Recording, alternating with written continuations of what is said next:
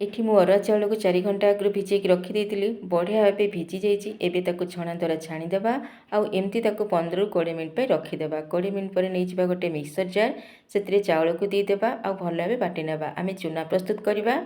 ତ ଏବେ ନେଇଯିବା ଗୋଟେ ଚାଲୁଣୀରେ ଚୁନାକୁ ସବୁ ଚଲେଇ ନେବା। ଗୁଡ୍ ଇଭିନିଂ ଏଭ୍ରିୱାନ୍, ଜୟ ଜଗନ୍ନାଥ। ଓଡ଼ିଶା କିଚେନକୁ ଆପଣମାନଙ୍କୁ ବହୁତ ବହୁତ ସ୍ୱାଗତ, ନମସ୍କାର। ଯେହେତୁ ରଜ ଚାଲିଛି ତ ଆଜି କିଛି ସ୍ପେଶାଲ ବନେଇବା। ଆଜି ବନେଇବା ଆମ୍ବ ରସରେ ମଣ୍ଡା ପିଠା। ଚାଲନ୍ତୁ ଷ୍ଟାର୍ଟ କରିବା। ଇଏ ହେଲା ଆମ ବାଡ଼ିର ଆମ୍ବ, ୟା ନାଁ ହେଲା ଆମ୍ରପାଲି। ଦେଖିବା ପାଇଁ ବହୁତ ସୁନ୍ଦର ଆଉ ଖାଇବା ପାଇଁ ବହୁତ ଟେଷ୍ଟ। ଇଏ ପାଚିଲେ ବି ତା କଲର୍ ଉପରୁ ଗ୍ରୀନ୍ ଗ୍ରୀନ୍ ଦେଖାଯାଏ, କିନ୍ତୁ ଭିତରୁ ବହୁତ ବଢ଼ିଆ ଭାବେ ପାଚିଥାଏ। ଏବେ ଆମ୍ବକୁ ଭଲ ଭାବେ ଧୋଇ ତାକୁ ସବୁ କାଟି ନେବା। ଦେଖନ୍ତୁ କେତେ ସୁନ୍ଦର ଇଜିଲି ପୁରା ବାହାରି ଯାଉଛି। ଆଉ ପିଠା ପାଇଁ ଗୁଡ଼ ଦରକାର ହେବ, ତ ଗୁଡ଼ ନେଇଛି। ଇଏ ହେଲା ଆମ୍ବ କଟା, ନଡ଼ିଆ କୋରା ଆଉ ଚାଉଳ ଚୁନା କେତେ ସୁନ୍ଦର ଝରଝରିଆ ହେଇକି ହେଇଛି। ଏବେ ନେଇଯିବା ଗୋଟେ ମିକ୍ସର ଜାର୍, ସେଥିରେ ଆମ୍ବ କଟାକୁ ଦେଇଦେବା ଆଉ ଭଲ ଭାବେ ଫାଇନକି ବାଟି ନେବା। ଏବେ ତାକୁ ଗୋଟେ ଜାଗାକୁ ବାହାର କରିନେବା ଆଉ ସେଇ ଜାର୍ରେ ଆଉ ଟିକେ ପାଣି ଦେଇକି ଭଲ ଭାବେ ଗୋଳାଗୋଳି କରିକି ଗିନାରେ ଢାଳିଦେବା। ଆଗ ଆମେ ପୁର ପ୍ରସ୍ତୁତ କରିବା। ତା ପାଇଁ ନେଇଯିବା ଗୋଟେ ପ୍ୟାନ୍, ସେଥିରେ ଦେଇଦେବା ଗୁଡ଼, ଟିକେ ପାଣି ଦେବା। ଗୁଡ଼ ମେଲ୍ଟ ହେବା ପର୍ଯ୍ୟନ୍ତ ତାକୁ କୁକ୍ କରିବା। ମେଲ୍ଟ ହେଲା ପରେ ଏବେ ସେଥିରେ ଦେଇଦେବା ଆମ ନଡ଼ିଆ କୋରା। ଆପଣ ଚାହିଁଲେ ଇଲାଇଚି ପାଉଡ଼ର ଦେବେ, ମୁଁ ଦେଇନି।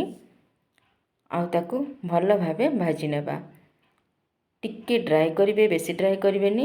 ପ୍ରସ୍ତୁତ ହେଇଗଲା। ଏବେ ତାକୁ ଥଣ୍ଡା ହେବା ପାଇଁ ସାଇଡ଼୍ କରିଦେବା। ଆଉ ଗୋଟେ କଢ଼େଇ ନେଇଯିବା, ସେଥିରେ ଦେବା ଆମେ ଗୋଟେ ଚାମଚ ଗୁଆ ଘିଅ। ଆମ୍ବ ରସକୁ ଦେଇଦେବା ଆଉ ଭଲ ଭାବେ ଘିଅରେ ଟିକେ ଗୋଳେଇ ନେବା, ଯେମିତି ତାର କଞ୍ଚା ସ୍ମେଲ୍ ପଳେଇଯିବ। ଏବେ ଦେଇଦେବା ସ୍ୱାଦ ଅନୁସାରେ ଗୁଡ଼। ଆପଣଙ୍କୁ ଯେତେ ମିଠା ପସନ୍ଦ ସେହି ଅନୁସାରେ ଗୁଡ଼ ବା ଚିନି ବି ଦେଇପାରିବେ, କିନ୍ତୁ ଗୁଡ଼ରେ କଲେ ବହୁତ ବଢ଼ିଆ ଟେଷ୍ଟ ଲାଗେ ମଣ୍ଡା ପିଠା। ଏବେ ଗୁଡ଼ ମେଲ୍ଟ ହେବା ପର୍ଯ୍ୟନ୍ତ କୁକ୍ କରିବା। ଏଠି ମୁଁ ଗୋଟେ ଚାମଚ ଚାଉଳ ଚୁନା ନେଇକି ଅଳ୍ପ ପାଣି ଦେଇକି ତାକୁ ଗୋଳେଇକି ରଖୁଛି। ଦେଖନ୍ତୁ ଏମିତି କଲେ ଆମ ଜନ୍ତୁଣୀରେ ଗୋଟଳି ବାନ୍ଧିବନି, ବଢ଼ିଆ ଭାବେ ଜନ୍ତୁଣୀ ପ୍ରସ୍ତୁତ ହେଇଯିବ। ଏଠି ବଢ଼ିଆ ଭାବେ ଫୁଟି ଯାଇଛି। ଏବେ ସ୍ୱାଦ ଅନୁସାରେ ଲୁଣ ଦେଇଦେବା। ଲୁଣ ଦେଲେ ଆମ ମିଠାର ଅଂଶକୁ ବାଲାନ୍ସ କରେ ଆଉ ବହୁତ ବଢ଼ିଆ ଟେଷ୍ଟ ଆସେ। ଏବେ ଯେଉଁ ଗୋଳେଇକି ରଖିଥିଲେ ଚାଉଳ ଚୁନା ତାକୁ ଦେଇଦେବା ଆଗ, ଟିକେ ଘାଣ୍ଟି ଦେଇକି ତାପରେ ଏବେ ଧୀରେ ଧୀରେ ଚାଉଳ ଚୁନା ପକାଇକି ଜନ୍ତୁଣୀ ପ୍ରସ୍ତୁତ କରିବା। ଦେଖନ୍ତୁ ଜନ୍ତୁଣୀ ହେବା ପାଇଁ 15ରୁ 20 ମିନିଟ୍ ଲାଗିବ। ବିଲକୁଲ ବ୍ୟସ୍ତ ହେବେନି, ଆରାମସେ ବନେଇବେ। ଦେଖନ୍ତୁ ଯେତେବେଳେ କଡ଼େଇରୁ ଏମିତି ଓଲଟି ପଡ଼ିବ ତ ଜାଣିବେ ଆମ ଜନ୍ତୁଣୀ ବହୁତ ବଢ଼ିଆ ଭାବେ ରେଡ଼ି ହେଇଯାଇଛି। ଦେଖନ୍ତୁ ଏବେ ତାକୁ ବାହାର କରିଦେବା ଆଉ ଥଣ୍ଡା ହେବା ପାଇଁ ଛାଡ଼ିଦେବା। ଥଣ୍ଡା ହେଇ ଆସିଲାଣି, ପୁରା ଥଣ୍ଡା କରିବେନି, ଟିକେ ଉଷୁମ ଥିବ। ଏବେ ନେଇଯିବା ତେଲ, ହାତରେ ଏମିତି ଟିକେ ତେଲ ଲଗାଇଦେବା ଆଗ। ତାପରେ ଛୋଟ ଛୋଟ ଗୋଳା ପ୍ରସ୍ତୁତ କରିବେ। ଆପଣମାନଙ୍କୁ ତ ସମସ୍ତଙ୍କୁ ଜଣାଥିବ ମଣ୍ଡା ପିଠା ପ୍ରସ୍ତୁତି। ତାପରେ ଏମିତି ଗୋଟେ ଗିନା ବନେଇ ନେବା। ଗିନା ଭିତରେ ଆମ ପୁରକୁ ଷ୍ଟଫିଂ ଦେଇଦେବା ଆଉ ଉପରୁ ଏମିତି ସିଲ୍ କରିଦେବା। ଦେଖନ୍ତୁ କେତେ ସୁନ୍ଦର ଇଜିଲି ବନି ହେଇଗଲା ଆମର ମଣ୍ଡା ପିଠା। ଆମେ ପରା ଓଡ଼ିଆ ଝିଅ, ଆମକୁ କେଉଁ ପିଠା ଜଣା। ମୁଁ ଆଉ ଗୋଟେ ପିଠା ବନେଇକି ଦେଖାଉଛି। ଦେଖନ୍ତୁ ସେଟା ଥିଲା ପ୍ଲେନ୍। ୟାକୁ ଏମିତି ଗିନା ଭଳିଆ କରିଦେବା, ତା ଭିତରେ ପୁରକୁ ଦେଇଦେବା।